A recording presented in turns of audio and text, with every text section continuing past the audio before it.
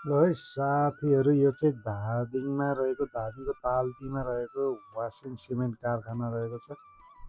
यो चाहिँ चीन र नेपालको सहकार्यमा निर्माण भइरहेको एउटा ठुलो प्रोजेक्ट हो। ल हेर्नुहोस्, यस्तो छ। तपाईँहरूलाई म यता आएको बेलामा चाहिँ यो देखाउँछु भनेर चाहिँ हल्का खिचेर देखाइरहेको अवस्थामा छु।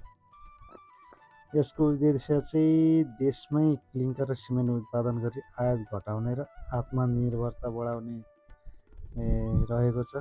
यसको लक्ष्य चाहिँ यहाँ चाहिँ स्थानीय बासिन्दाहरू चाहिँ मजाले रोजगार पाइरहेको अवस्था छ।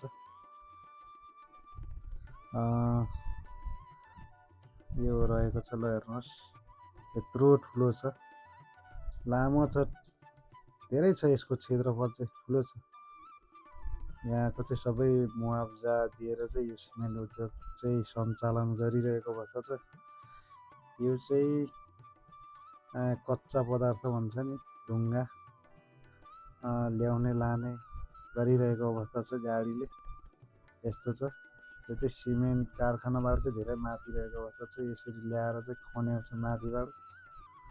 ल हेर्नुहोस्, बाटो चाहिँ यही हो। अनि यो माथिको डाँडाबाट चाहिँ डोजर स्काभेटरहरू लगाएर चाहिँ ढुङ्गा झार्दै अनि तलबाट बोक्दा रहेछ। यो चाहिँ आज चाहिँ अब आर्मीहरू चाहिँ गइसकेको अवस्था थियो र यसलाई चाहिँ अब बम पड्काएर चाहिँ यो डाँडालाई झार्ने चाहिँ भन्ने सुनेको थिएँ। म चाहिँ टाइम नभएर आइहाल्यो।